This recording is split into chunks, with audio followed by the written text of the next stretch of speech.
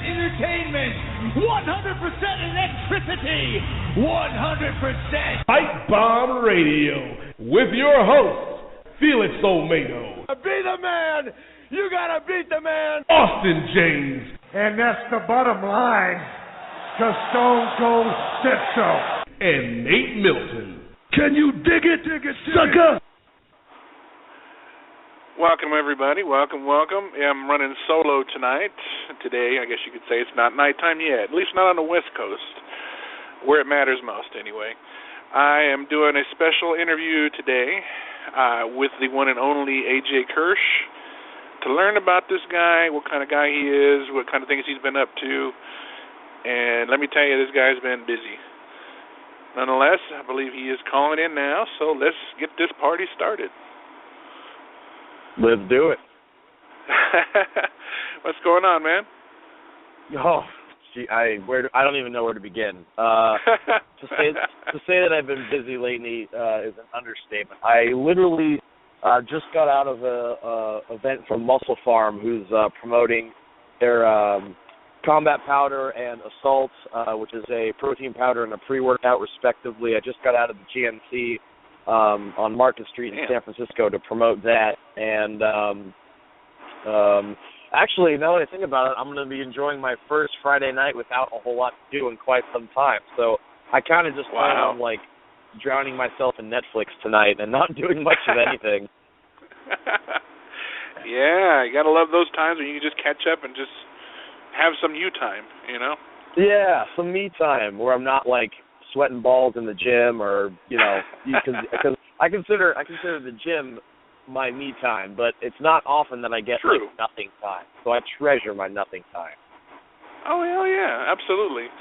Well, I've got a lot to talk about because I got a lot to ask you because of what let's just say, I'll be honest, I've been following your career since I got to know who you were on television, of course, on Tough Enough, and you've been busy.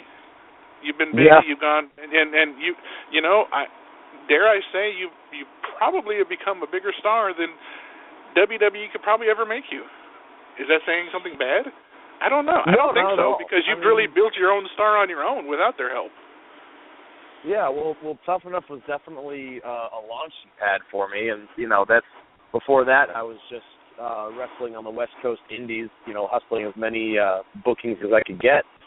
But since then, it's been a combination of wanting to open up my versatility as an entertainer, but also my goals have changed. It used to be all about wanting to sign with the WWE and being a WWE superstar, but right now that's not really the goal. In fact, that's probably the furthest thing from my mind right now is trying to get signed by the WWE, because after Tough Enough, like, they know where to find me. I'm not hard to find. Like, if they want me to be a part of their company, they know where to find me. I'm not going to keep wasting my time trying to be a part of something if they don't want me. But at the same time, it's also, I don't really want to be a part of their company right now. And I haven't for quite some time. Fair enough. You're entitled to your the way you want to do things, and I welcome that, But I want to get it started, going back just a little further than that. Everybody at one point or another becomes a fan of professional wrestling for one thing or another, or just the allure of it, whatever that case may be. At what age did you become a fan? Were you enthralled with the idea of getting involved with wrestling and just being a fan altogether?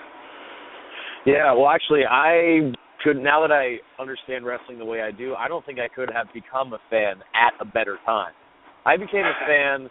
I watched casually when I was a real young kid. Like, I knew about Hogan and Andre and Macho and all those guys, but I never really watched it religiously. I didn't start watching wrestling regularly until I was 12, and that was in the spring of 1996, right before WrestleMania 12. So not only was it at the height of, the whole boyhood dream storyline with Shawn Michaels, but that was just months before Scott Hall and Kevin Nash left for WCW. It was only about 3 months before Austin 316 was born, and that same month, or maybe a month later, the NWO. So to start becoming a wrestling fan just a couple months before wrestling was on the verge of this titanic shift was ridiculously exciting. So spring of 96, probably early March, I guess technically still winter. So early March of 96, I became a fan. And, man, what an exciting time to become a fan. Hell yeah. Hell yeah. I can definitely remember those years vividly and take advantage of watching them, obviously, on the WWE Network. And I am not going to plug that ridiculous $9.99 bullshit. Sorry. I'm just not going to do it. Anyways, moving on. So you become a fan in 1996, right at the verge of wrestling when it becomes extremely white hot, making other sports their bitch. Be honest. Right. I mean, I'm going to call it what it was.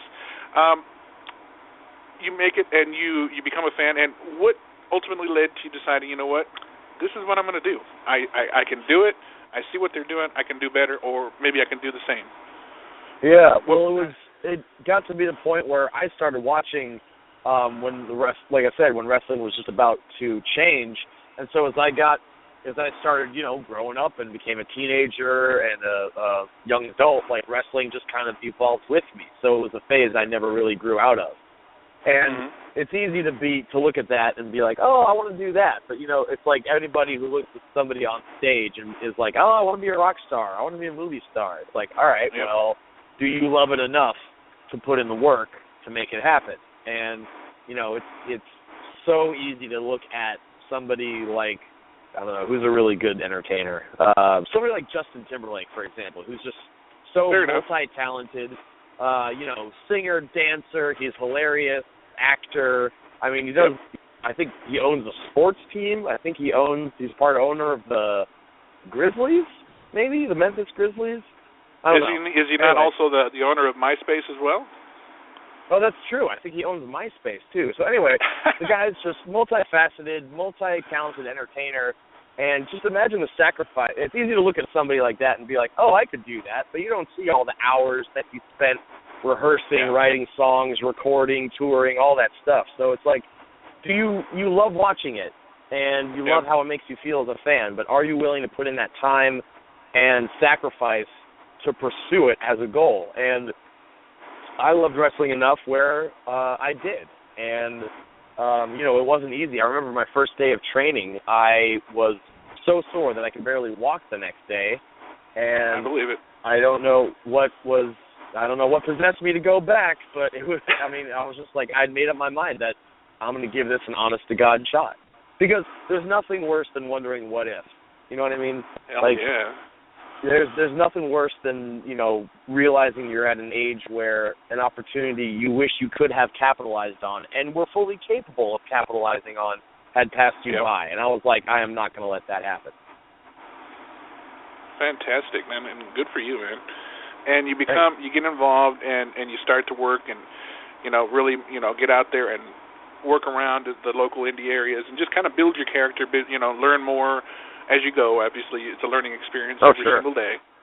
And fast forward a couple years, and, first let me stop myself.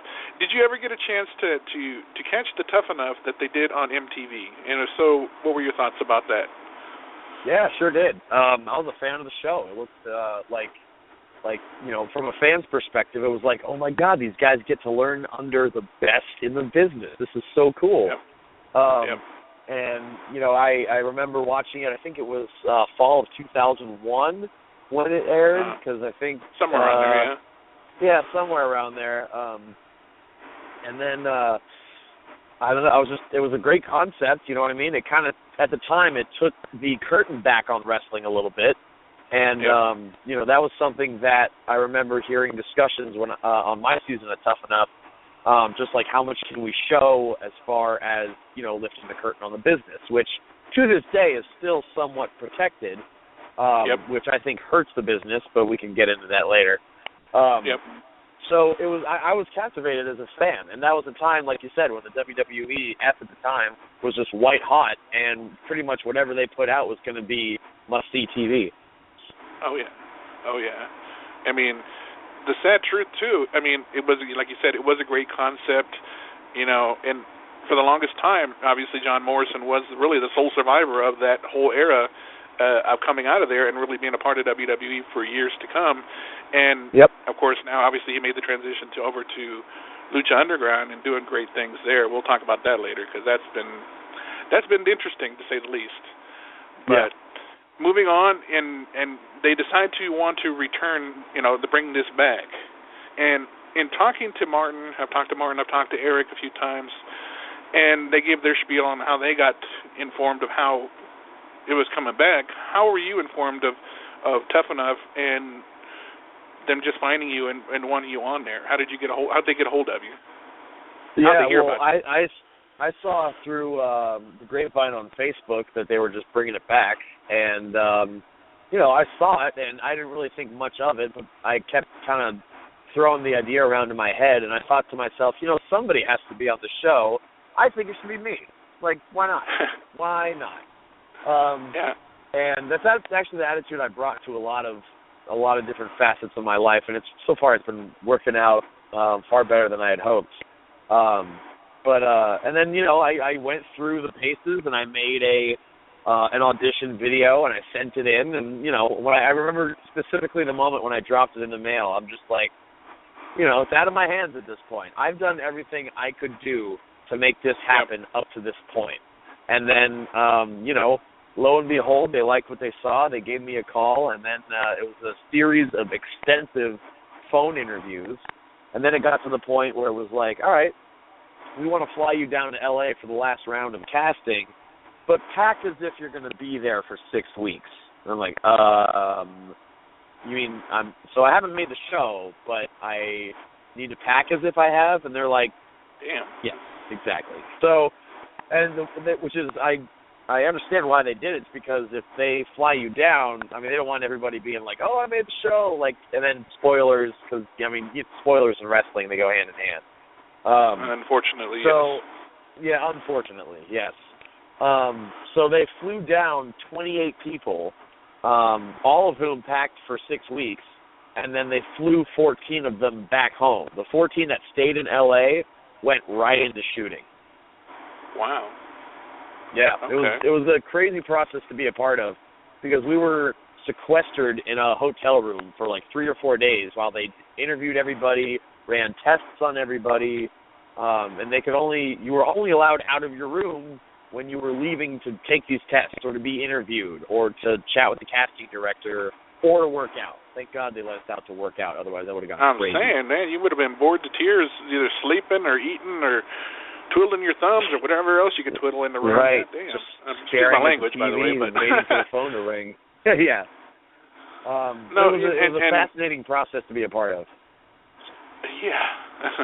And the show goes to air, and you see the guys, you see Steve and Trish and Bill and Booker, and out of all the trainers there, obviously you meshed well with all of them, I'm sure, and to me, at least from what I've seen, I don't think I really got to see the full AJ right off the bat. It slowly started to build, and then ultimately when you had the showdown with the Rock, which obviously still people talk about to this day. But how well did you mesh with the trainers? Would you get along well, better one with the other, or maybe all of them? How was that the whole process with the trainers? I felt like I had a unique relationship with each one of the trainers. Like Bill was obviously the hard ass of the group, the drill sergeant type, and so praise from him did not come easily, and I don't think anybody expected it to. So whenever anybody did something well enough that Bill gave you that nod, or that single clap where he's just like, I like what I see, everybody kind of breathes a sigh of relief, because if Bill's happy, there's a good chance everybody's happy. Trish was a little bit more encouraging, you know what I mean? She wanted to let us know that she was very comforting to have her there. I think just having her there and having her encourage us the way she did just helped out everybody on the show. And then, Booker was a little bit more like the type to kind of take you aside and really break down, dissect what you're doing well and what you need to work on. So Booker's attention to detail was something that I always really appreciated. And, of course, Steve Austin overseeing the whole thing and just know that he's watching you and everything you do, and it's a short list of people that you could even argue have ever been any better than Steve Austin. It's a very good point. And you know, you go through the show, you do, and you stay up with pretty much everybody. I mean, I'm just going to call it a spade a spade. You're a talented person. I mean, it showed through the whole damn show. You know, you're keeping up with guys like Martin, who was definitely one of the talented ones, and Luke. Yeah. I mean, Luke was very talented. He obviously portrayed his badass character as he wanted to, and the guy who won it, well, I'll reserve my opinion to say no comment, but I won't. Let's just say I felt like there were other people that deserved to win it that should have won it and didn't. And I'm including you in that as well. Well, I think Martin should have won the whole thing, to be honest. Martin was on track, I think, to win the thing. If it wasn't for his injury that took him out of the competition, I think he would have won the whole thing. And you guys actually, all you guys got really close. I mean, obviously, all that time you guys had to spend together, you guys really became really close friends. And some are still out there for the world to see, some are not. But let me ask you, going to the actual moment that most people probably ask you about hundreds of times, I'm sure, what were your thoughts, your feelings, how nervous were you when the time came you had to sit there and, well, have talk back, I guess, cut a promo with The Rock? Well, the promo was on Bill DeMott, but The Rock was there watching. I'm sorry, yes. Okay. And you know, to be honest, I wasn't that nervous because I knew where I stood in the competition. I knew I had a couple rough days in the ring. I knew I wasn't impressing anybody as of late. So it gotten to the point where I'm just like, okay, I kind of need to hang my balls out there if I'm going to have a chance at staying in this competition. And that's the AJ I wish I would have brought out the entire competition. But in wrestling, when you're coming up in wrestling and you're learning, especially when you're learning under people the likes of Bill DeMott, Trish Stratus, Booker T, and Steve Austin, it's very yes sir, no sir, speak when spoken to. You know what I mean? Like it's a very, and the trainers were in a position where they can play that both sides. Where Matt Cross, who is a phenomenal worker, he can do things that barely anybody else in the world can do. But when he asked Steve Austin for permission to speak, he was done because they were looking for somebody to stand out. And even though he was abiding by the wrestling code of yes sir, no sir, and showing respect for people, not just respect for people who have paved the way before you, but for a global icon like Steve Austin, Matt was just doing what he had been told his entire career, the way that, you know, guys that had come the generation before him tell you this is how you do it. So, and it sucks that it backfired on them the way it did. But at the same time, you know, it's reality TV. They're looking for people who are characters and who will stand out and who will, you know, rock the boat from time to time. And so when it was time to cut that promo in front of The Rock, of all people, I knew I had to rock the boat a little bit. Oh, yeah. And you definitely did. So much so you impressed him, you impressed Steve, hell, you impressed everybody. And you showed him that you I think your character really, well, maybe if I don't, you know, honestly, I feel like maybe I got to see the real AJ with that promo. What do you think? Yeah, I mean, that's when I felt the most at home, was when I was cutting that promo. That's when I felt like I did the best. It was definitely my shining moment on the show with that promo. And, you know, when I look back on my career, when it's all said and done, that moment is going to be, I mean, I don't know if I've beaten it yet. It's an incredible moment. It's something I'm going to treasure forever. And, yeah, if there was a glimpse of the AJ that's, you know, what I'm capable of as a performer, it was definitely that promo. I did okay enough in the ring. You know, I did okay enough on the challenges, but, you know, WWE is not about okay enough. It's got to be about, all right, you need to impress us. And, you know, if it was just based on promo skills, hey, there's an ambulance passing on, hang on. No worries. If it was just based on promo skills, you know, I'm sure they'd have a place for me. But at the time, I was concerned about being an in-ring talent. And, you know, the total package wasn't there. Okay. And obviously it goes on, and of course, what was his name? I'm sorry, I'm drawing a blank on the dude's name who won it. Andy Levine. Andy, yes, he won it. Silent Came down to that, Rage. obviously. I'm sorry. Silent Rage. You can say that again. He went by Silent Rage. And you know what? I'm not going to disparage the guy. I mean, they thought he was the one. Okay, he wasn't. They moved on. But pointing out something that I wanted to see what you thought about. I mean, I'm not trying to purposely bash anybody for any other reason than just pointing out the obvious. Was it disappointing to realize that, I mean, the only successful one that went on into WWE, I won't call it successful, but the only one who went on to WWE was Arion? Yeah, that's frustrating. It is, because she clearly did not know a damn thing about wrestling. And still probably doesn't. And I'm sorry, I'm bashing, and I'm going to back off from that. Sorry. I can neither confirm nor deny that I agree with you on that statement. But but here's the thing: is that she didn't know a damn thing about wrestling. Her favorite match of all time was Melina versus Alicia Fox, which to this day was a slap is one of the greatest moments. I mean, just one of those cringe-worthy moments. You can literally see Steve Austin's head explode when she said that. Yes. Yes. Amen, man. But there's a place for her in WWE. And there is. So that's, she outlasted Brodus Clay. You know what I mean? She was there. She was one half of the Funkettes, and then Brodus Clay got released, but those two remained. So it's like, if there's a place for you in WWE, I'm not going to knock her for, keeping her job. It's where almost anybody who aspires to be a professional wrestler wants to be. But there's the fact that she was it still staggers my imagination from time to time when I think about it. Understandable.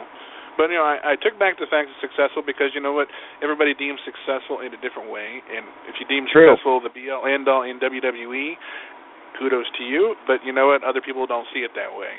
You went on from Tough Enough and made a name for yourself. You continued on with your independent wrestling shows and working with, of all people, and it was an interesting name that I came across because I knew him from Beyond the Mat. And who am I talking about? Well, I'm talking about the late, great Roland Alexander. And I want to ask you personally, working with him, what was it like? I mean, did they portray him correctly through the movie? Was he a better person? Was he not that good? I'm not trying to bash him. God help me, I would never do that. But what kind of person was Roland, and what was he like to work with? Roland was beyond description. I mean, Roland was absolutely a godsend to professional wrestling. What they showed in Beyond the Mat was the promoter side of Roland, and so you only got to see one side of him. But as far as a teacher, a mentor, and talk about funny. I mean, the guy was just hilarious. And to get a good laugh out of Roland, then something was funny. Roland was an absolute pleasure to work with, and everybody who's ever crossed paths with Roland has learned a great deal about pro wrestling and Roland's dedication to all pro wrestling. And pro wrestling as an art form is something that I think everybody can aspire to live up to. So I've got nothing but the absolute best to say about Roland Alexander. An absolute beacon in professional wrestling. Good deal. I know if anybody could give me the actual truth, I know it would be you because I don't really know anybody else who worked with him but you. But I know that, if anything, you've never been the kind of person, at least my impression is, you've never been the kind of person to sugarcoat anything. If you don't like it, you're going to say it. If you like things, you're going to say it.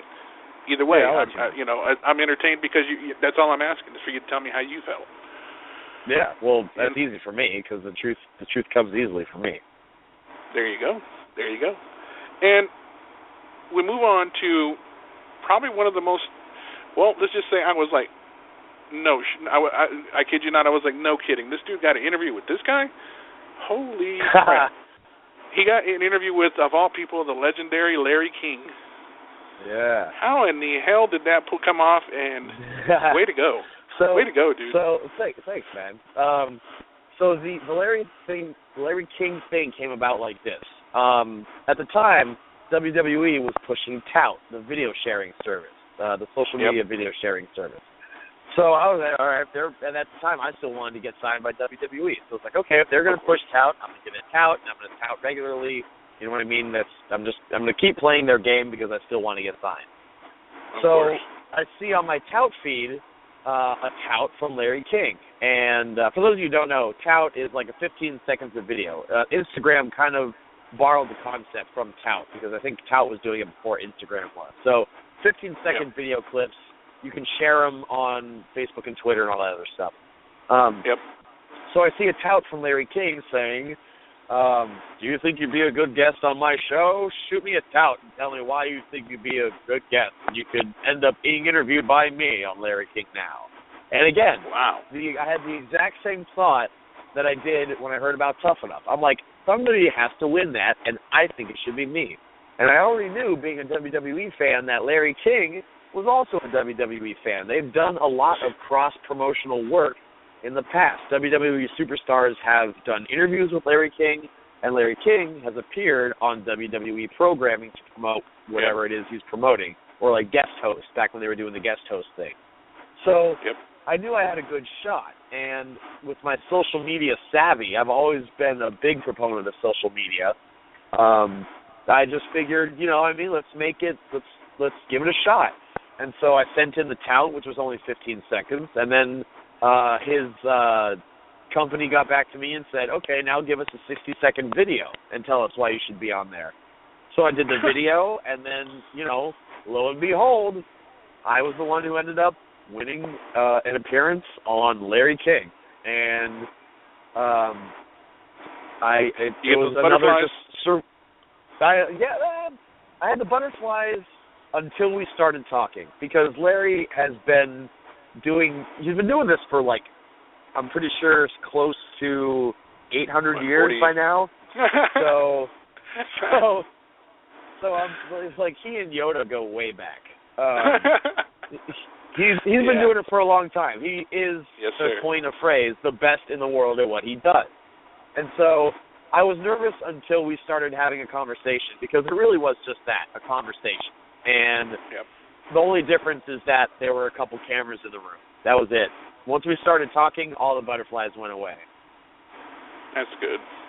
No, and I got to watch the interview, and you did a great job. I mean, it can be intimidating being in there with somebody the likes of a Larry King, who's interviewed some of the biggest names in the world, of even former presidents and all kinds of people. So I can imagine how intimidating it could feel. Well, yeah, and it was. Like, again, in the green room, I was just like, oh, God, I want to, like, make sure I hit all my talking points and blah, blah, blah, blah.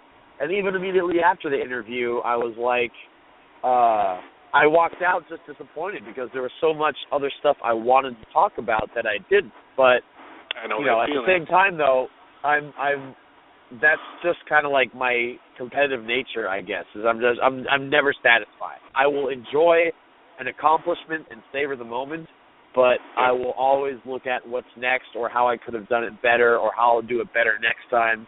One of my favorite quotes that I've been kind of living by lately is, satisfaction is the death of desire.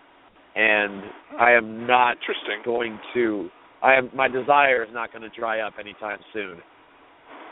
Oh, why should it, man? You're a young man. You got nothing holding you back. Just you going out there and killing it every day, and you're doing that, and you're taking advantage of every opportunity thrown your way, and definitely getting people to remember who you are. I don't think anybody's really ever forgotten.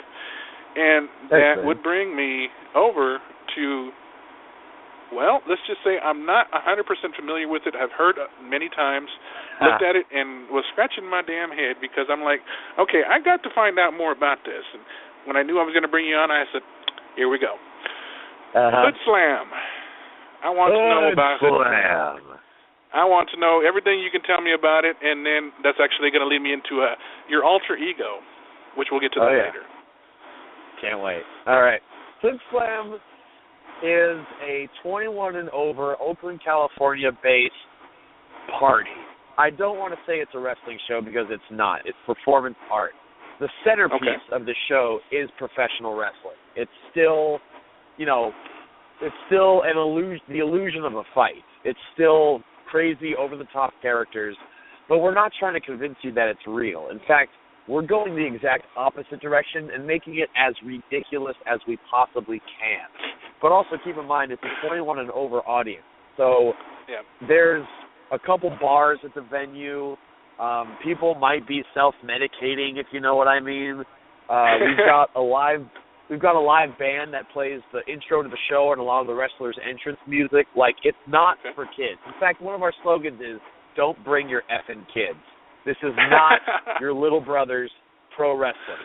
This is not your PG era, like, playing it safe, cutesy stuff. Like, this is in your face, sweat-soaked, balls to the wall. It's a raging party. And to me, it reminds me of the Attitude Era pushed to the absolute 100th degree. Yeah. Take the Attitude Era and, like, combine your favorite rock show, and you've got an idea of what Hood Slam is. Like, Hood Slam is wrestling in a way that doesn't insult your intelligence as a human being, but at the same time, it will restore the wide-eyed mysticism and wonder from your youth. We will take a grown-ass person and we will watch them reduce themselves to a child because of the way Hood Slam makes them feel, the same way they felt when they were watching Hulk Hogan or Stone Cold Steve Austin growing up. Okay. And I got to ask, who comes up with these, well, I will say they're unique, different theme names for their shows? I'm laughing at a lot of them because I'm like you said, it can be looked at as pretty ridiculous, but I'm laughing my ass off because I'm like, who comes up with this? There's got to be a writer or something that comes up with this, or maybe it's AJ that comes up with it. Well, that's the thing, is that it's so ridiculous that you will look at it, and this is a good summary of Hood Slam as a whole. It's so ridiculous that you cannot help but have a good time. Like, we refuse to let you not have a good time. It's so ridiculous. And as far as the names of the show go, it's a collaborative effort. Like, it's not just one person coming up with the names. It's not just one person booking the shows. Like, it's a passion project of a lot of different, very, very creative people. Okay, fair enough. And judging by the videos, and trust me, like I said, I've been a fan and followed you for a long time and been watching these videos and all kinds of stuff that you've been posting on it. And yeah, let's just say it would be interesting to check out, of all times, WrestleMania weekend. I'm not sure if you guys are close to that venue or not, but I would love to come, because I'll be down there for WrestleMania weekend. I would love to come down and check out a Hood Slam show one day. Here's the deal for WrestleMania weekend. We will not be seeking out a venue different from our own, which means we're not going to be doing a show in the immediate San Jose area, but Oakland is not far from San Jose. And WrestleMania weekend, we are going to be running shows Thursday night, Friday night, and Saturday night at the Oakland Metro Opera House in downtown Oakland.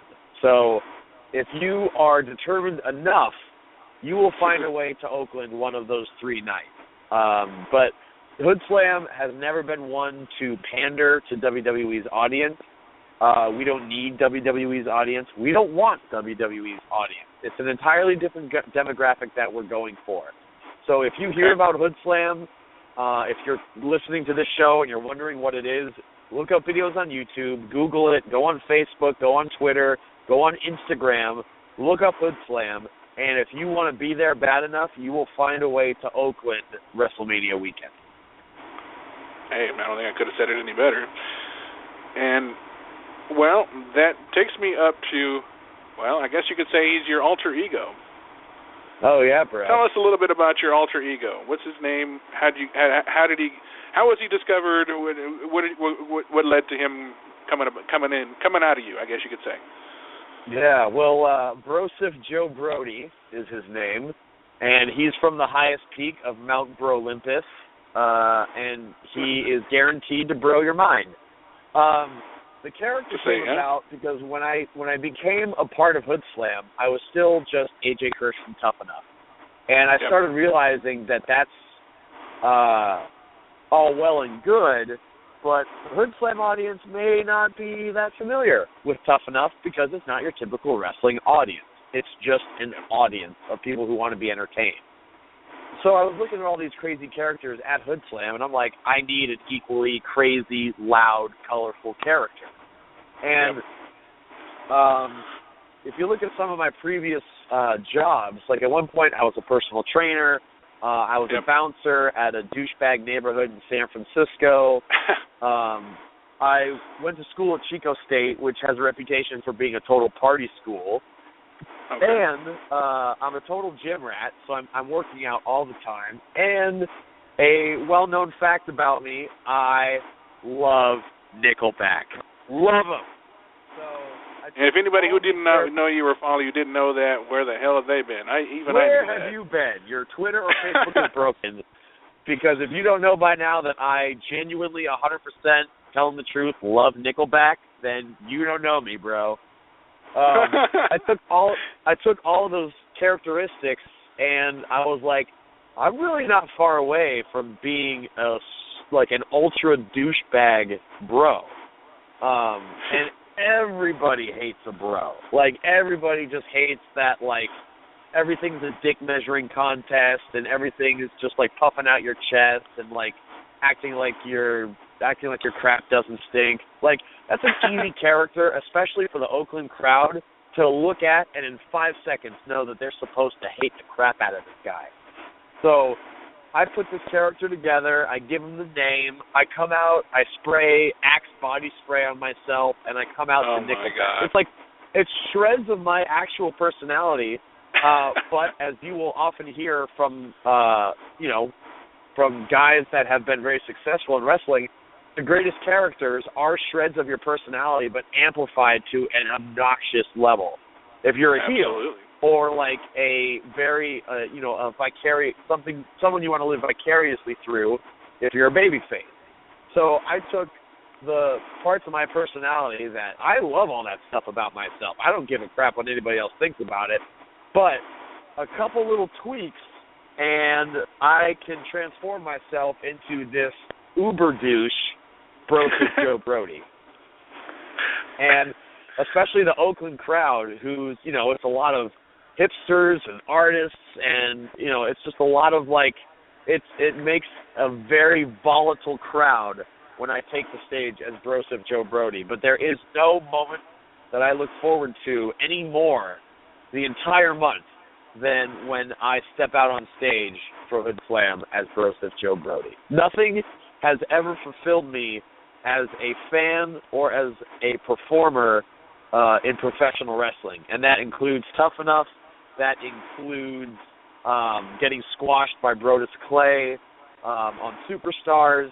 Everything I've done in pro wrestling, I'm not ashamed of anything I've done in wrestling. I'm very proud of my career in pursuing WWE, but my most fulfilling moments have been in Hood Slam. Absolutely, and just to give you guys an idea of just how entertaining this Broseph Joe Brody, a couple of the most recent posts that I've seen on his Facebook. If I ever get a cat, I'm gonna name him Mr. Brojangles. Newest bucket list item: get a blowjob from a chick who plays the tuba. What the hell? Hashtag it was entertaining. That holy cow. Well, see, that's also I've created separate Twitter accounts and Facebook pages for this character just to add another layer of depth. Because, again, I'm not trying to convince anybody that this is a real person. They know it's me. It's clearly me. But in creating a Twitter and a Facebook page for this character, it just allows me to push the ridiculousness to a completely different level. And, like, everything is a bro pun. Like, right now, gratuitous plug, Pro Wrestling Tees is having a Black Friday sale where everything in their store is 20% off. And I've got Broseph Joe Brody shirts on Pro Wrestling Tees, and they're all, like, just these stupidest bro puns you can think of, like Big Lebowski instead of Big Lebowski, Guns N' Broses instead of Guns N' Roses, G.I. Bro instead of G.I. Joe, which is like a little wink to Booker T on that one. Like, thanks for letting me borrow your gimmick, bro. So it's just like, I just have so much fun with the character. And also, just about everybody who knows me will tell you I'm a pretty nice guy. But to get to be a total asshole once a month is almost cathartic for me. I can imagine. I can imagine. And, you know, I've also noticed, too, that, I mean, obviously you're a performer there, but you do, and this is definitely not something you don't see very often, you actually call the action by a microphone, not necessarily at a commentator's, well, maybe it is a commentator's booth, but isn't it like a live microphone where everybody could hear it? Yes, it is. We've got a little table set up on the stage opposite from the band, and yeah, it's live commentary. So the crowd, by the way, Hood Slam draws 900 to 1,000 and sometimes over 1,000 every single month, which nice. I'm pretty sure if you go by attendance figures makes us the number 2 wrestling company in the country. I don't know how TNA is doing nowadays, but it's funny pretty you should sure bring they're that not up. drawing. We'll get to that later. Pretty sure they're not drawing 1,000 people a show, bro. I'm just saying. But yes, it's a live microphone, so the whole crowd can hear me call the action. So they get the live experience, but they get the TV audio presentation. So it's like if there's a storyline that they're not familiar with, I can fill them in on it. If there's a point to make about a match and the fans aren't aware of what's going on, I can tell them all that. I get to interact with the fans. I'm not afraid to stop doing commentary for a second so I can talk shit to some fan who won't shut the hell up. Like, it makes it so much fun because the fans feel like they're a part of the show, and I get to enjoy the show as a fan because deep down I'm still a fan of wrestling. Of course.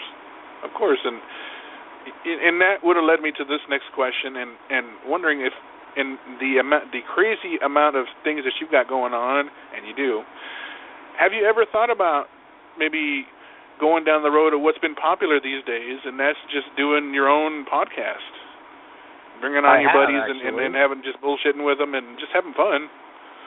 I have. That's actually one of the projects that I have on the back burner, and that list seems to be getting longer by the moment. But one of my goals for 2015 is to launch a podcast based on my time as a bouncer in San Francisco. Because when I was bouncing, every week I would write a 1,500 or so word blog just about a story or an experience or maybe something that acted more as like a journal entry, like just something, whatever was on my mind that had to do with the nightlife. Because when you're talking about bouncing, you're talking about nightlife, bar culture, people trying to get laid, fights breaking out, arguments, DJs, dancing. I mean, there's so many microcosms that are a part of nightlife, especially at the club that I was bouncing at, which is infamous in San Francisco. So I've got about 1,500 word stories that I want to read or read out loud as part of a podcast, but also interview somebody who's involved with nightlife, whether it be somebody from one of my stories or a bartender or another bouncer or a bar hopper or somebody who plays music in bars, because everybody has at least one stellar bar story, like some ridiculous, harrowing, tragic, amazing, just phenomenal bar story. And I don't know that there's I literally don't. I'm not saying this because I don't know that I literally don't know if there's a podcast out there like that yet. But I think it would make for a fascinating podcast. I've got some fascinating friends, both in and out of the service industry. Not to mention all my friends in wrestling who, a lot of the times you go to a show and then you go out, and it could be the strip club or the bar or a beer garden or God knows what. God. Let me just tell you one person that you might won't even consider when you say that. I had on my podcast some time ago, Sonny Ono. Okay. He was talking about back in the day with the old school WCW with the guys after Nitro going to, of all places, a strip club for some steak. And Sonny was talking about some of the best places, the best strip clubs to go to in the Atlanta area. Okay. Good stuff. I just had to throw that in there. Sorry about that. Go ahead. You were saying. Oh no, that's all right.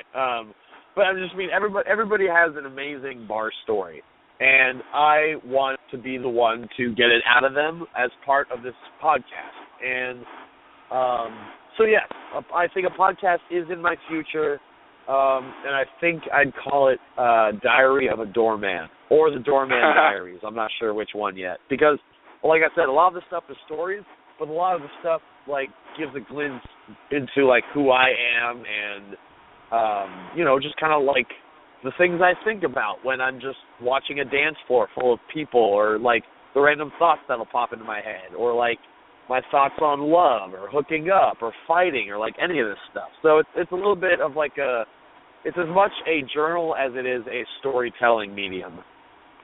Interesting concept because, I can tell you I'm almost sure that it won't be PG, folks. No, it's not. Do not let your effing kids listen to this podcast. Yeah. No, that's, what, that would be pretty damn cool. Once that launches, definitely would love to bring you back and talk about it and go, see how that's going for you. And we jump into what you've been doing nowadays, and obviously seeing your buddies and what they're doing. They're doing their own thing. Obviously, with Matt and Evilise working in Lucha Underground. Have you been able to check that out? What's that? I mean, obviously it's out here in LA, but I mean, have you actually been able to check out the actual show? Yeah, and it's captivating. I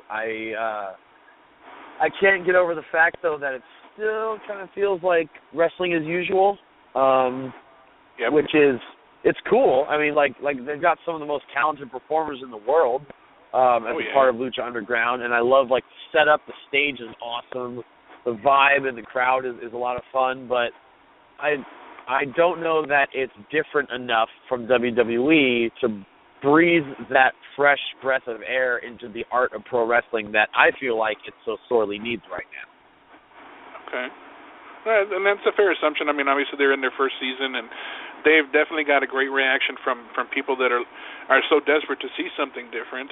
I mean, you know what? God bless them. You know what? TNA has done their thing, and they were pretty red hot for a while, and then they weren't, and now they're not. And they're going to move from Spike over to. Have you ever heard of Destination America? And if so, where in the hell? What channel can you find it on? Because I sure can't find it.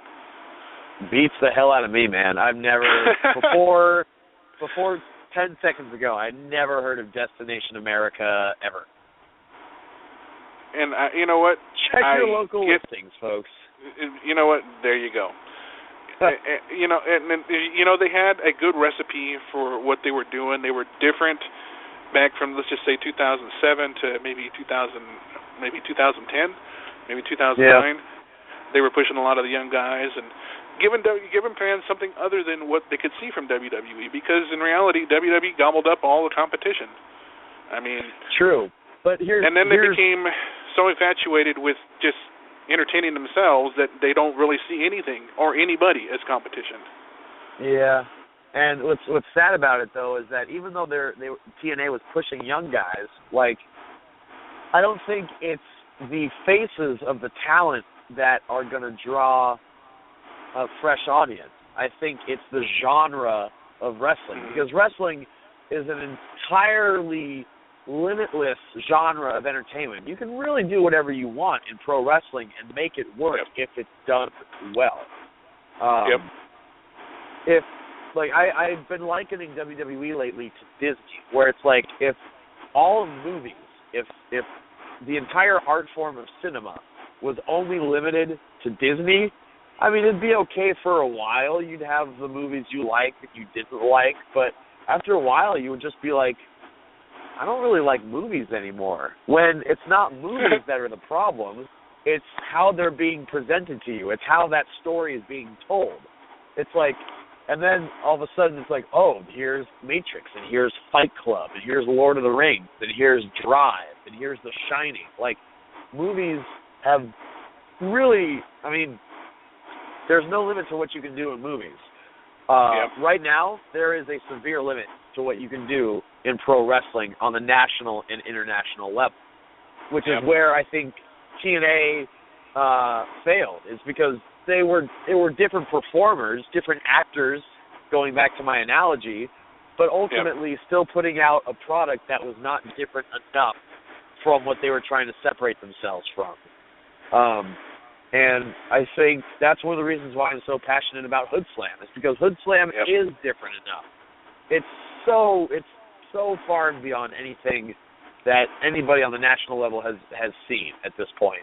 And I feel like when more people see it, they're going to get it. And when people get it, pro wrestling is just, everybody in wrestling, especially fans my age, around their late 20s, early 30s, are clamoring for something new and different and exciting. Yes. And I think when they learn about Hood Slam, it's going to be on. Well, what about the idea let's go back, rewind back to the 90s, when ECW was picking up some traction and really getting its name out there to a point. I mean, obviously they didn't have a secure TV deal. Obviously they were being played after midnight, and so forth. People were staying up late to watch it. If Hood Slam was approached with a TV deal, in your opinion, what channel could they be seen on, and why? I think it would have a place on FX. Okay. Because they can get away with, they've gotten away with some raunchy stuff on FX. And isn't there, I think FX actually has a different divisions, like FXX or something like that. I don't know exactly. No, seriously, like they have a separate division. No, you're right. Yeah, they can get away with more than most. I don't really know. I mean, Hood Slam right now, I will admit, is not necessarily a TV-friendly product. There's a lot that we do at a live show that we wouldn't be able to do on TV, which is one of the reasons why the Hood Slam experience is so unique compared to literally everything else you've ever seen ever in the history of ever. So I think it would translate well to TV.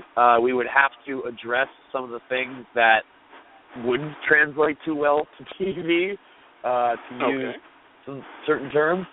But I think Hood Slam would be a tremendous success as a weekly episodic television show.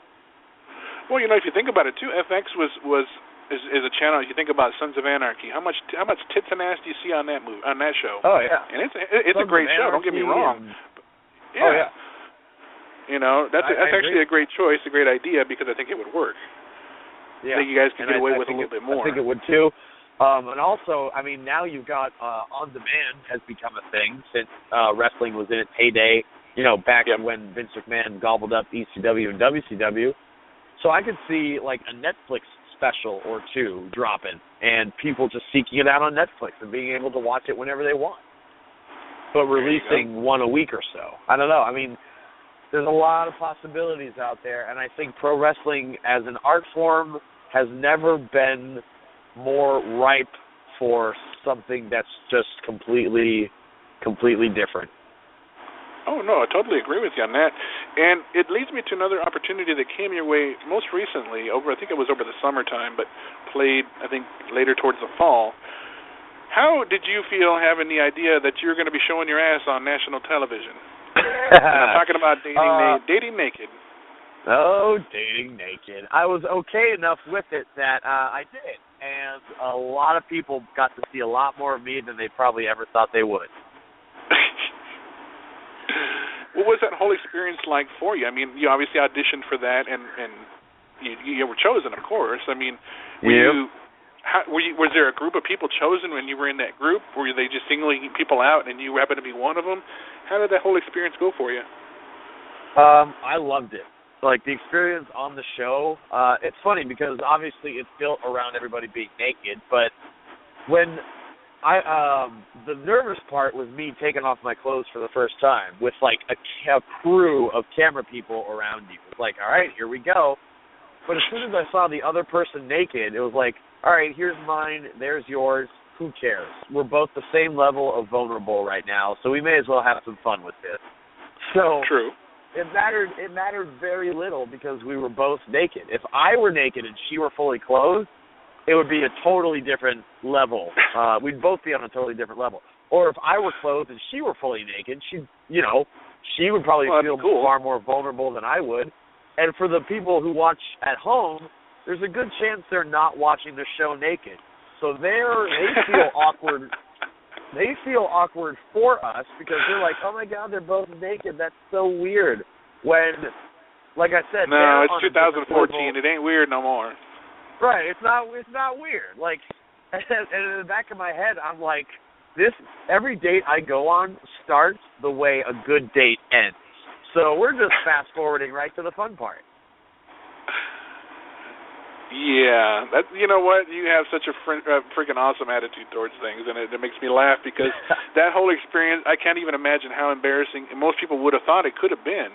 And I'm pretty sure you took a good hard ribbing for how, the fact that really the people got to see your ass on television, and probably were just making fun, be like, oh, look at this fool, he's so gay, look at that. Well, I was worried about that, like people being like, dude, what are you doing? Like, aren't you worried about your career and everything? And I'm just like, you know what? Like, well, no. Who cares? Like, everybody acts like what they have between their legs is some big dirty secret. Like, just about barring some type of birth defect or horrible accident, every dude has a cock and balls, and every woman has a vagina and nipples. It's not a big deal. Like, if you can't get over the fact that, you're born with certain equipment, and, I mean, obviously we're taught that we're not supposed to be, like, flapping it out there for everybody. Even the thought of getting naked is, like, sensitive for a lot of people. But I actually genuinely came back from this experience feeling more comfortable in my own skin because I was naked in front of a bunch of strangers for pretty much the whole time. And I was just like, it mattered so little. Like, they were just there to do a job. They're not going to be, like, staring at my dick the whole time. And I'm there to have fun. Like, I'm there to, meet people and enjoy the reality show experience, which I, would love to do again. Like, I'm just waiting for the next thing to come along and being like, yeah, what the hell? I think somebody should be on that. I think it should be me. That is a badass attitude to have. It's all this kind of stuff that's happened come your way, and you've experienced a lot. And you're younger than I am, and you've experienced a hell of a lot. I got to ask, has consideration ever went into the idea of writing a book? And I'm dead serious. I know you're still young and still got a whole shitload of things to do ahead of you, but have you thought about it? I have, yeah. It is on my bucket list to publish a book. That's been one of the longest back burner items that I've ever had, just because it is such a labor-intensive undertaking. Okay. But yeah, I mean, I've had some unique experiences, and I've been flirting with fame for a little while. I think a book might be in my not too distant future, but actually going back to the podcast, if the podcast doesn't work, I might try publishing those written blogs as a book of short stories. That might make for a good entryway into actually writing a couple different pieces, I guess. But yeah, I have thought about it. I've enjoyed writing. I love it. I get lost in it, and it's something that I definitely want to cross off my bucket list before it's all said and done. So, yeah, I have thought about it, and I think it's more likely that it'll happen, or at least that I'll put the wheels in motion to make it happen than not.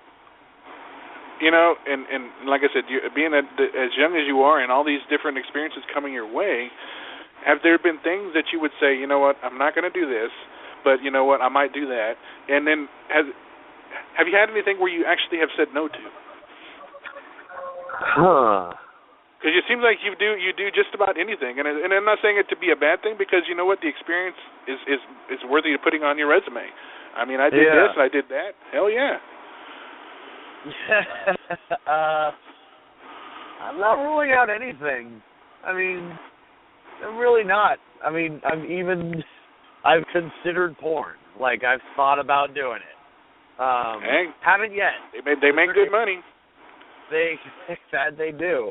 Haven't done it yet, but I'm never gonna say never. I might say no, but I'll never say never. I mean, maybe the circumstances will be right where I feel like doing a porn. I don't know, but until something comes along that I have to say no to, then I'm down for whatever, man. I want to die with a smile on my face and just having experienced everything I've ever wanted to experience and then some.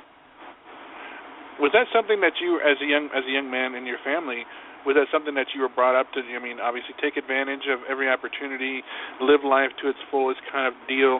I mean, what was childhood like for you? Did you have a good childhood? Your parents very supportive of how everything's going for you? Yeah, my parents have always been incredibly supportive. I mean, even when I was 12 and was like, I want to be a pro wrestler, they were like, all right, we believe in you. Like, you've got a long way to go, but if that's what you want, then we support you 100%.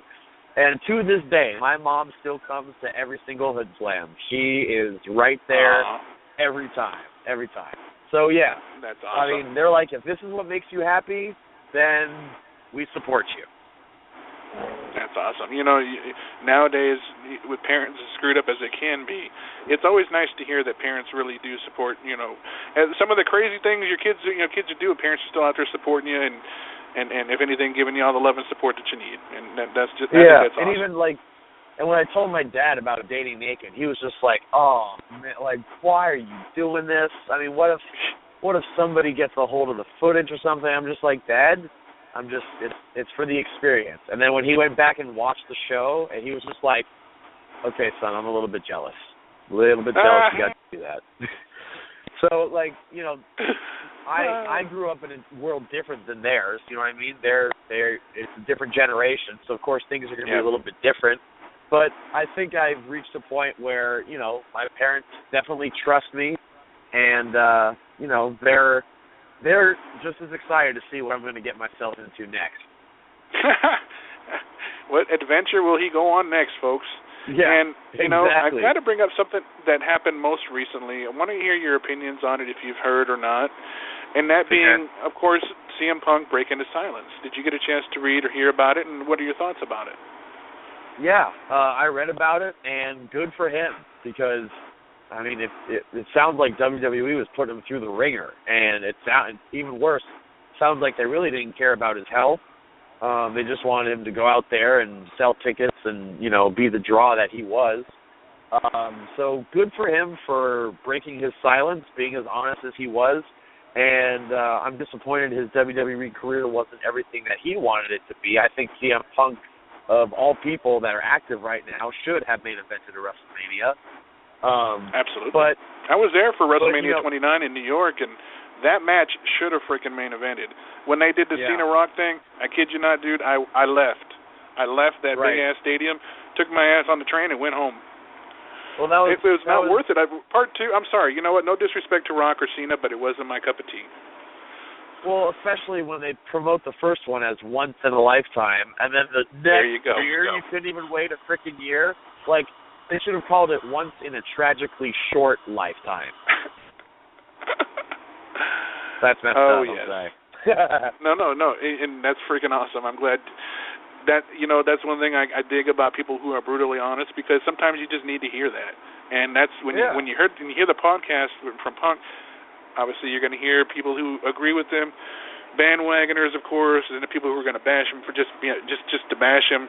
You know, I bought your house, you owe me more. Come on, dude. You guys are, and I'm going to use you in this as well. You guys are entertainers. You do not owe us anything. We come to watch you entertain us. And God bless you for doing it, because you guys are freaking awesome at doing it. Well, thank you, man. I appreciate you saying so. And it's, you know, we do it because we love it, and we appreciate the fact that there are people out there who appreciate what we do. So thank you for saying so, man. No, and it's true. I mean, you know what? And that's what kind of bothers me with. And look, I will always be a fan of what WWE did. I grew up with it during the Hogan era, into the New Generation era, into the Attitude era, and beyond. Hell, I work with Oscar and Mo of Ben on the Mission. I do a podcast with them. So I mean, I love what they did, but I don't always agree with what they do. And it isn't always white picket fences and everything's peachy keen, and there you go. You guys are entertainers. You don't know us a damn thing. You're not always going to like what you see, but that's okay. You don't have to. You don't have to like everything. Exactly. And some people can accept that and some people cannot. And, I honestly think that in your case, the best is truly yet to come. I don't think we've seen everything that we could possibly see out of you just yet. We've seen a lot, and then some, but I don't think we've seen enough of you yet. I'm waiting to see who will play you in your movie of your life. That would be crazy. If that, I don't know, the thought of that, I mean, it does put a huge smile on my face. No, seriously, but if you ever sat down and thought about it, who do you think could actually measure up to playing you? In all due respect to all the actors out there, who do you think could pull it off? AJ Kirsch. People have been telling me lately that I look a lot like Channing Tatum. So I think actually the dude I was dating naked. Okay. I don't know if you saw the wedding special, the Dating Naked wedding special, but no, I didn't get to see that. Okay, well, when you get a chance, spoiler alert, me and the girl that I picked on my episode of Dating Naked, we crashed the wedding. And I literally cartwheel into the wedding. And so one of the dudes, you'll see it in the episode, he goes like, here's this guy doing naked cartwheels looking like Channing Tatum and starts hitting on my girl. And so, by the way, sorry I was hitting on your girl, Joe. I didn't know she was a girl at the time. But I've gotten from quite a number of people that with my short haircut lately, my buzz cut, I've been looking like Channing Tatum. So I think Channing Tatum can pull it off. Oh, there you go, folks. He's been called the sexiest man alive out there in People magazine. Could he pull off being AJ Kirsch? Hey, stay tuned because you know Channing, what? Anything is freaking possible. Yeah. And I agree with you, though. I think with we've got a lot of eyes on Hood Slam right now. I've never been happier with the direction of my career. I've never been more motivated, more grateful, more passionate. And I think 2015 is going to be one hell of a year. And, to touch on something, I actually wanted to mention something that I'd asked you. I think it was on Twitter. I'm not sure if you remember. And maybe it's okay if you don't because you get tweeted hundreds and hundreds of times. You have such an amazing dedication. As you put it, you're a freaking gym rat. And you love it. That's your real you time right there. Oh, yeah. What keeps you motivated? I mean, obviously, putting all the success aside, putting everything aside, putting all the fame and notoriety and all that, AJ Kirsch, the person, the gym rat, what is it? What keeps that desire, that burning desire to want to look good, to feel better, to live longer, to eat healthier, and all that put into one? Because I feel like my health is the foundation of my success. I was pursuing the dream of a business where looking good is absolutely critical. So that, if you're working out and one of your goals isn't to look good, you're a damn liar. Like, it's a lot of, I want to look good. Everybody wants to look good. And that's one of the reasons why I work out. But it also it sets the tone for my day. When I wake up, my body, I'm sharper in my mind, and I'm just like, when I walk out of the gym after a good workout, I just feel ready to tackle anything. And that means regardless of what time it is. Like, if I have to report for a 6 a.m. call time, then I have to crunch some numbers in my head. Okay, that means I have to be out the door by 5, which means I have to be back by 4:30, which means I have to be in the gym by 2:30, which means I got to be up at 2 in the morning.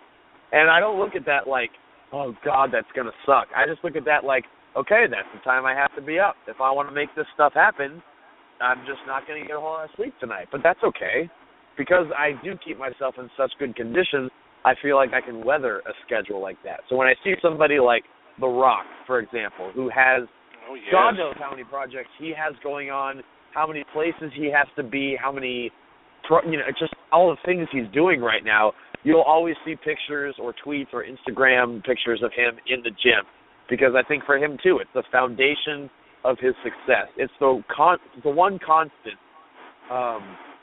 his entire career. He's always been dedicated to the gym.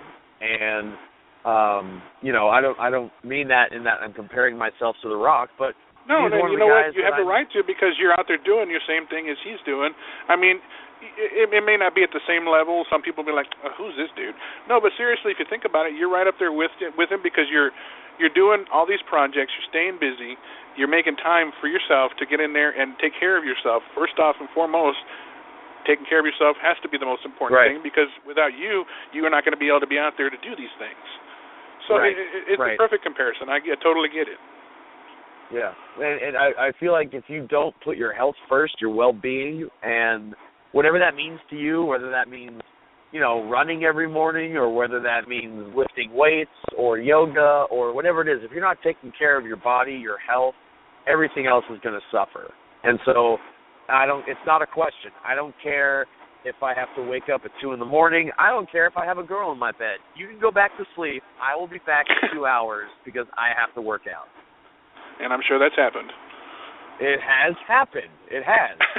They get it. I know. I'm just fucking with you.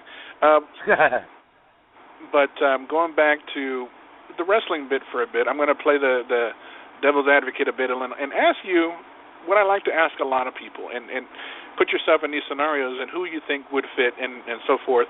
If you in your wrestling career, let's just say, you know what, you're in the be-all, end-all, you're going to walk that aisle at WrestleMania and main event, and you want and you have the opportunity to have any manager or valet that you think that would be best representing you walking that aisle to the ring, who would you choose? And secondly, it's going to go into the second part of my question, and who would that dream main event match be against? Oh, God. So as far as manager, I think I'd want Paul Heyman. Wow. There's a lot of great ones out there.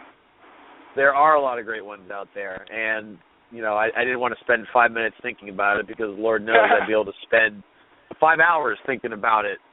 But Paul Heyman's the first guy who came to mind, just because of what wrestling became because of him. I really don't think wrestling would be what it is today without his vision of ECW and how that translated to the Attitude Era in the WWF. That's a good point. And I was a big fan of ECW. I think Paul Heyman's one of the top 5 promos of all time ever, period. Yep.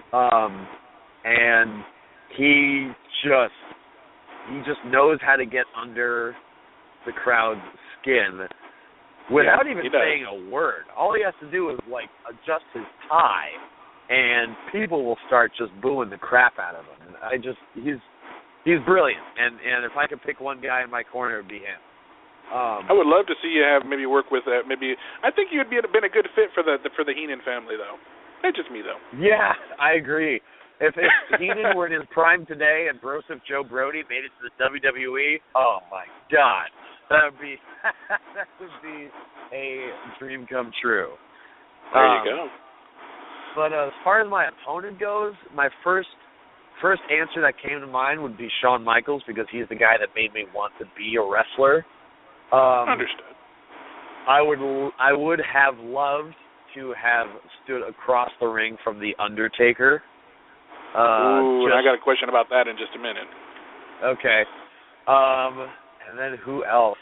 Actually, and then I'd like to stand across the ring from The Rock, just because, or Steve Austin for that matter, because we have history going back to Tough Enough, and teacher versus student. as much as Hood Slam fulfills me in a way that WWE never has, and I dare say never will, there is still a part of me that would appreciate the validation of all my years of hard work and sacrifice should somehow a contract be presented to me. I don't think it's going to happen. I'm not holding my breath, and I'm made peace with the idea that it's not going to happen, but I wouldn't mind if it did. Well, there you go. I can always see you in a match, honestly, and we just spoke about him, against CM Punk. I think you guys would freaking kill it. Yeah. He can match styles with just about anybody, and I really think that you could too. Yeah. Well, he's Punk can work with anybody. That's one of the reasons why he is so good. And we're similar size. We're both great on the mic. It would be. I think the match would be great, but I think the lead up to something like that would be phenomenal. Yes. The war of words, exactly. The war of words alone would be scathing. Exactly, and it just goes to show you, because you think of the matches he had with Daniel Bryan Danielson, however you want to call him. Those two are not the biggest guys out there, but they would go out there and outperform pretty much anybody. Same thing could be said about Dolph Ziggler. Yeah. And touching on a topic that was just out of Survivor Series, thoughts on the debut of Sting? Where do you think it'll go? He's 13 years too late. Like, the invasion was in 2001. Okay. Nah, I mean, really, with Sting debuting, like, for longtime fans, okay, cool, it's Sting. But WWE's kind of turning into TNA, like, with bringing back a bunch of guys from yesteryear who I still love. I still treasure Hulk Hogan's, Mick Foley's, Ric Flair's, Sting's contributions to professional wrestling. I treasure them. I remember experiencing them as a kid and just, going crazy for them at the time. But now it's just like, I can't get that excited about it because, I mean, I don't know where it's going. Him and Triple H at WrestleMania, I don't know. Everybody still wants to see Sting and The Undertaker at WrestleMania, which I hope happens because, I mean... The inner fan in us want to see that. Yeah, like, and it's one of those dream matches. It would be the equivalent of, like, Hogan and Rock. Like, it's one of those matches where you just never really thought it could happen, but holy crap, it's actually happening. So I hope that match happens. But as far as Sting debuting in WWE, cool. Glad it's happened. Glad he finally stepped foot in the WWE ring. How much are we really going to see of him between now, the Royal Rumble, and WrestleMania? Well, I mean, considering I believe he's 56 years old, and obviously, like you said, 13 years too late, maybe. He was still very fearful of how because WWE, and let's be honest, WWE treated the WCW guys that they had like shit. Garbage. They made it. They had them start out from the very bottom and work their ways up, and make so that way they can make them their own. Because anything anything that wasn't WWE made, they don't care about it. They won't use it, and that's just Vince McMahon's philosophy. If he didn't make it, he don't want it. It's a sad state when that's the way it has to be. Well, it's a sad state when that's the way it is because Vince McMahon can make it that way. He's got the power to make it that way because essentially he's got a monopoly on pro wrestling. And that makes for a very limited and linear genre of sports entertainment. And that takes me back, because we just mentioned it a minute ago. I've got to ask, without a doubt, one of the most devastating moments of 2014, one of the most, like killed you, like you felt your childhood ended kind of thing, like you're like, I can't believe I'm watching this, please shoot me. Oh, don't even say it. I can't believe I'm going to say it, but I got to ask because I know, I felt your pain, dude. I was right there with you. The streak ended. The streak ended. God damn it. I'm sorry. That's probably one of the hardest questions I'll have to ask you, but you know what? I know that you loved the streak and you respected the man just as much as anybody. Hell, you're a bigger Undertaker fan probably than me. Yeah. I mean, I don't know what the question was, but it still hurt. Well, what did you? Well, no. The question is how did you feel it should have ended? And no, if so, it never should have ended. It never, ever, ever should have ended. There's so much tarnished in pro wrestling that why not have just one thing, at least just one thing, just remain unbroken, untainted, untarnished, unblemished. Like, it's so many years of history behind that streak that it became, I like to call The Undertaker, he's beyond a superstar, he's beyond a legend, he's beyond an icon. The Undertaker is a fucking myth. The man is a myth at this point. And the fact that they squandered the streak on Brock Lesnar, who, if it was going to be anybody to beat the streak and have you believe it from a legitimacy point of view, Brock's the guy to do it because he's a killing machine. But there's Brock Lesnar has barely been seen since WrestleMania. Oh wait, that's right. He's WWE champion right now. And he's barely been seen. And hasn't been seen either. So. Right. So it's like, what good did that monstrous, one-of-a-kind, history-making victory do? How did that push Brock Lesnar to make him any bigger than he already was, or make the streak any more special than it was? It didn't. It tarnished both of them. And that's garbage. That's fucking garbage. And that's one of the things I don't like about wrestling nowadays, is that they will take something like that everybody loves. I mean, I was in the crowd in New Orleans for WrestleMania, and I was in absolute shock for about 5 minutes. I literally could not believe what I had just seen, and I can't remember a time before or since that I had been in that state of shock and disbelief. So if that's what you wanted, congratulations, you got it. But as far as the streak ending, it was just a part of the magic of pro wrestling that just died. And like you said, piece of childhood, a piece of history, a piece of the Undertaker's legacy. Let's be honest.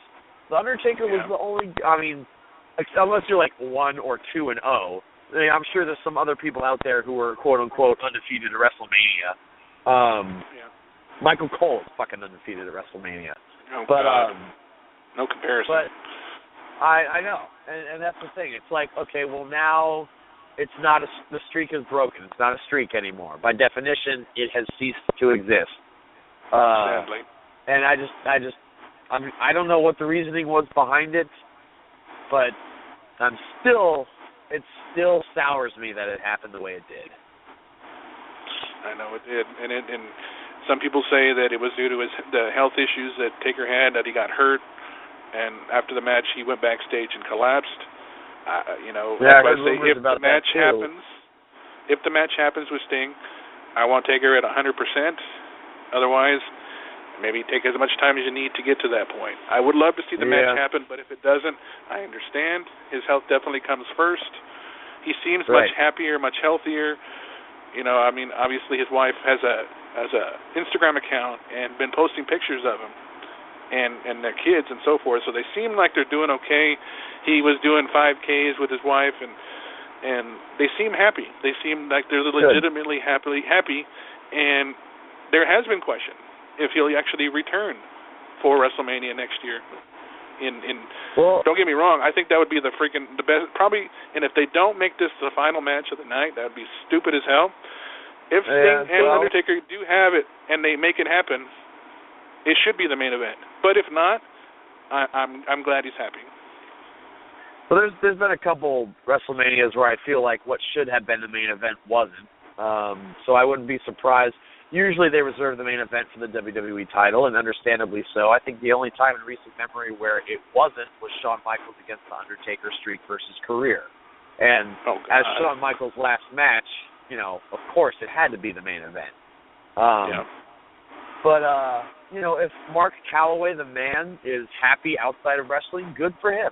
I think that's something that does not come easy for a lot of guys who spend as much time in the business as he did, let alone on top. So if he's happy and he's made peace with being away from the squared circle, then, no payday and no amount of money, no amount of fanfare or begging or anything like that is going to change that. So I hope the man is happy. It sounds like he is based on the pictures his wife has been posting. But as a fan, I don't want to see him go down on his back. But hell, that may have been his choice for all we know. For all we know, if Taker didn't want to lose, I'm pretty sure he's in a position where in the ring on the fly he can change things around. But ultimately everybody answers to McMahon. So true. Who knows? I wasn't I think there were only 2 or 3 people in the room when they went over the finish to the match, so who knows why or how or what was said. But if the man's happy, then I hope he rides off into the sunset and remains happy for the rest of his days. And that would lead, obviously, to the Hall of Fame eventually. That will happen. Some have speculated in Texas next year, or I'm sorry, the following year, 2016. Yeah. But then it leads me to this question I want to ask. You obviously are very familiar, who isn't, with Macho Man Randy Savage. Yep. I'm sure you followed his career just like all of us have. And they just recently released the documentary that obviously had comments from Lanny and from their mother Judy, and just all around just speaking of the story of his legend. Of the man who he was and what he did, and killed a lot of the nasty stink-ass rumors that they had about him, and the falling out he had with Vince McMahon. My question is two-part. Number one, have you seen the documentary? What are your thoughts about it? And number two, do you think ultimately this could finally lead to that door opening once again and WWE putting him in the Hall of Fame, maybe with his family, maybe by himself? Thoughts on the Macho Man? I haven't seen the documentary. I just haven't gotten around to it yet. But it sounds fascinating, and I'm very much looking forward to it when I finally have it. Maybe tonight when I have not a lot going on. But if Macho Man's not made a Hall of Famer, then that's just ridiculous. That he's done. It hasn't happened yet. It hasn't happened yet. If they, after all the shenanigans and tomfoolery that went on with Warrior in his career, and the Warrior's the Hall of Famer, I would be appalled if Macho Man was not ultimately made a Hall of Famer. I think it's going to happen. I think it's just a question of when. He was, right up there with Hulk Hogan for a while as the face of WWE, and even surpassing him at times. Even surpassing him at times, and his contributions to WWE and pro wrestling will never be forgotten, and they're irreplaceable. He was truly one of a kind, and the man is a Hall of Famer. It's just a matter of time until WWE makes it official. Amen to that, man. And with that, I'm going to ask, as we start to bring it to a close here, I can't thank you enough for hanging with me all this time, man, because not many people like to. I can't thank if anything, we're just kind of having fun. I can't thank you enough for being flexible with me, because we've tried to schedule this on a couple of occasions. I've always had to push it off for one reason or another, just being ridiculously busy. So thank you for your flexibility and bearing with me in my ridiculous. Oh, dude, come on now! You're one of those kind of interviews that I've been excited to get it done. Excited to have it, and now that I have, and to kind of get to know the person a little bit more, I'm just grateful because it's one of those interviews you get excited for. Hell, I had Booker on my show back in July, and my God, I couldn't stop laughing with him. He was just so freaking entertaining. Booker, he came on. Okay, I brought him on, and he said, "Oh, so we're live?" He said, "Well, I was just waiting for an introduction, man." I was like, "You know what? You're right. You're a freaking Hall of Famer, dude." And I gave him a Hall of Fame introduction, and he started laughing his ass off. He said, "That's more like it." That's cool. And that's Booker, and that's what I said. When you can sit on there and have an interview and make it seem like it's just okay, dare I compare it to your Larry King discussion? To me, you're already considered like a celebrity type person, but you're making it very easy to talk to. It's more enjoyable for me. It doesn't become an interview; it becomes more of a discussion. Yeah. Well, thank you, man. I enjoyed it, and I'm looking forward to coming back. Actually, we should start scheduling now so that by the time we actually make it happen, some more stuff will have happened. Well, no, that's true. We'll definitely get to that. And I wanted to see if you go ahead and throw out your plugs. I know you got plenty of things you're going to be doing, and where can fans keep up with you and Broso? And did I say wrong? I think I said Broso Joe Brody. There we go. What you guys are both doing? All right. Well, you can follow me on Facebook. You can add me as a friend on Facebook. Facebook.com/AJ Kirsch. That's AJKIRSCH. I accept all friend requests. You can follow me on Twitter @AJ Kirsch, spelled the same way. Instagram, it's the same. You can subscribe to my YouTube channel, youtube.com/IamAJ Kirsch. I don't know, some other AJ Kirsch just got the AJ Kirsch, so damn you. Oh. And then Broseph Twitter is BroJBrody. BRO, the letter J, BRODY, and Facebook.com/Broseph Joe Brody. Broseph is spelled like Joseph. And keep an eye out for Hood Slam, man. More than anything else, I mean, I've enjoyed a lot of adventures over the past couple of years, but nothing excites me more than Hood Slam. And keep an eye out for it, because I have a feeling some big things are in store for Hood Slam in 2015. Hood Slam on Facebook and Twitter is all at Hood Slam. That's good, man. That's good. And when you get to the point when a job is not really a job and it's more like you look forward to the day because you get to, well, carpe diem, you get to seize the day and have fun. And when a job is fun, it's not a job. Yeah, and it's not. It's a labor of love, and I still have a hard time putting together a sequence of words that does justice to just how much I love Hood Slam. So, more than anything else, keep an eye out for it, because in 2015, shit's going to get real, bro. You know, and I got to actually throw out a quick plug, too, for you, because I remember it was a couple of months ago. I can't remember the exact date. You were welcomed back. You reunited with some old friends through a podcast. You got to join, and if I'm not mistaken, it was you that was in it as well. You got to join the Steve Austin podcast. Yeah, that was actually like? almost a year ago already. Holy shit! My bad. Okay, my bad. No, but that's okay. The fact that, I mean, he gave me a call and was just like, "Hey kid, how do you feel about being a guest on my podcast?" And obviously, it was a no-brainer. I was just excited and honored that he would even consider of having me on. So that was, the fact he didn't. Reach out to everybody on the show. He only reached out to like 3 or 4 people. So for me to be one of them, that's a big deal. That's a big deal for me. I don't know. It gave me some encouragement that I've been on the right track, and I feel like I am on the right track, and it's going to take me to places far beyond what I had ever dreamed of. That's freaking awesome. And I did listen to the interview. It was very enjoyable. You getting back together with your trainer, and like you said, it's a no-brainer, dude. When you see a phone call, you see Steve Austin on your ID, I'm like, holy shit. This guy wants to do a movie with me or something. I'm just kidding. But no, of course, you got to say yes to that. And just, who can say, there ain't many people that can say this. I got Steve Austin on my damn phone book. Who can say that? You can say that. Yeah.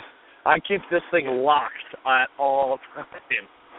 Oh, I don't doubt it. I'm pretty sure people will be like, hey, hook me up with Steve's number, man. I need to ask him a question or something, or some stupid shit. It has happened. I'm like, nope, you can tweet him. I'll give you his Twitter. You can tweet to him.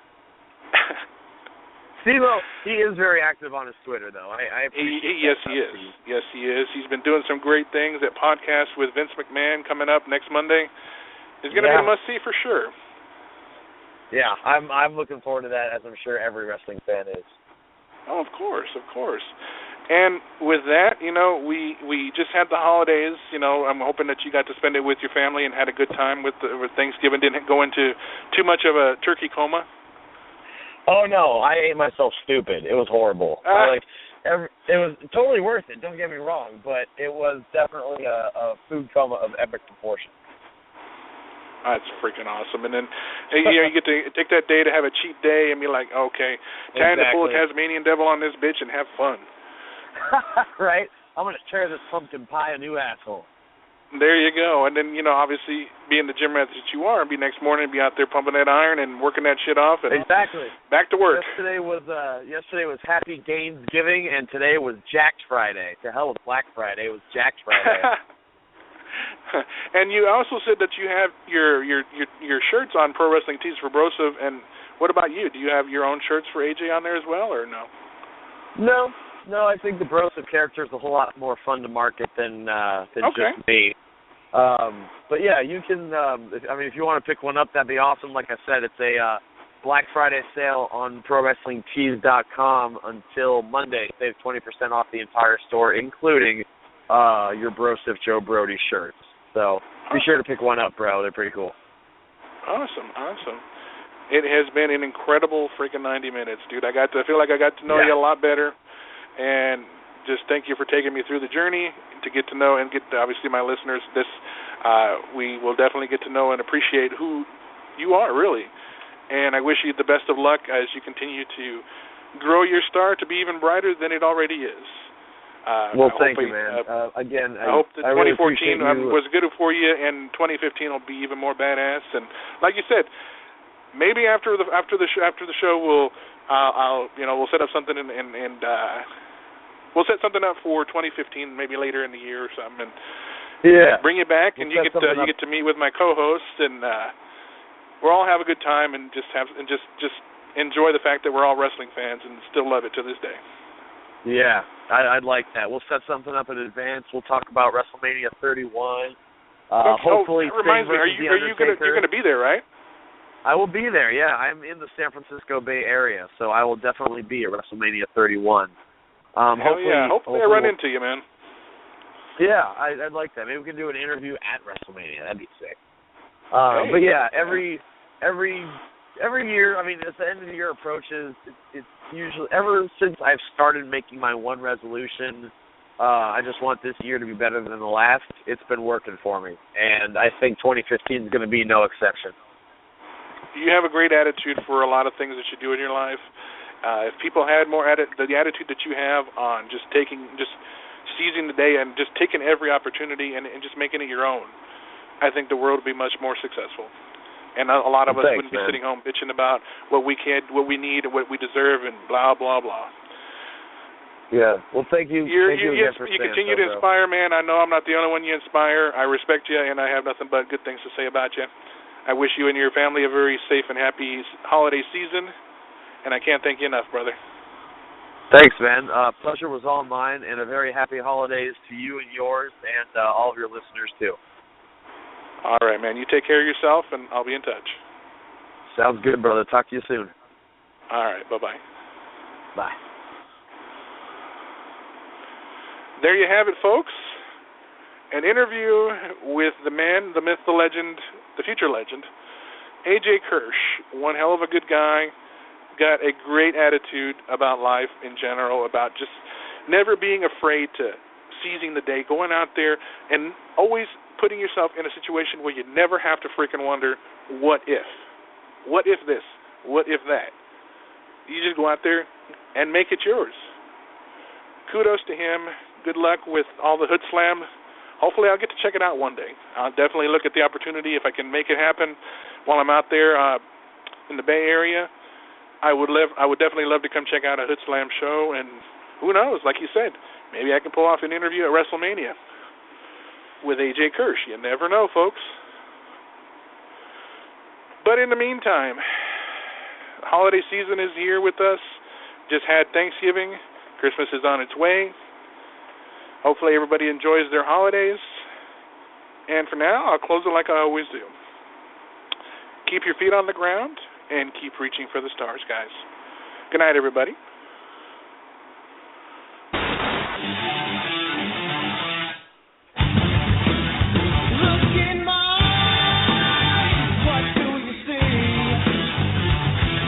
The clock was perfect.